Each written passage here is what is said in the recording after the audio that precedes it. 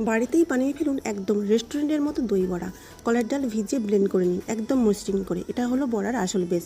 এবার দিন একটু মৌরি, কাঁচা লঙ্কার আদার পেস্ট দিয়ে দিন, ঝাঁঝ আর গন্ধ দুটোই আসবে। পরিমাণ মতো লবণ দিন, একটু হিং, এটা দিলে বড়ার স্বাদ একেবারে আলাদা হয়ে যায়। এবার হাত দিয়ে ভালো করে ফেটিয়ে নিন। ডাল ঠিকমতো ফেটানো হয়েছে কিনা বুঝবেন কীভাবে? একটু মিশ্রণ তুলে জলে ফেলুন। যদি ভেসে ওঠে তাহলে বড়া একদম তুলতুলে হবে। গরম তেলে মিশ্রণটা বড়ার আকারে আস্তে আস্তে ছেড়ে দিন, একটার পর একটা দিতে থাকুন, তবে তেলের জায়গায় রাখবেন, নইলে বড়া ভালো ভাজা হবে না।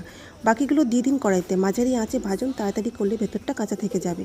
সোনালি করুন, বড়া লাল হলে তুলে সরাসরি ঠান্ডা জলে দিন, এতে বড়া নরম হবে আর ভেতরের তেলটাও বেরিয়ে আসবে। এবার দইয়ের পালা। একটা বাটিতে ঢেলে নিন টক দই। দই যতটা ভালো হবে রেসিপি তত জমবে। একটু লবণ মিশিয়ে নিন দইয়ে আর সামান্য চিনি, চামচ দিয়ে ভালো করে মিশিয়ে নিন।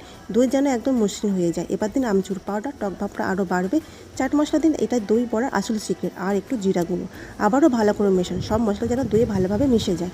প্লেটে বড়া সাজিয়ে তার উপর দইয়ের মিশ্রণ ঢেলে দিন। প্রতিটা বড়া যেন দইয়ে ভালোভাবে মাখামাখি হয়ে যায়। এবার উপরে সবুজ ধনে পুদিনার চাটনি, সবশেষে তেঁতুলের মিষ্টি টক চাটনি, এটা পড়লেই দই বড়া সম্পূর্ণ হয়। তৈরি আপনাদের ঘরোয়া দই বড়া। ট্রাই করুন আর জানান কেমন লাগলো।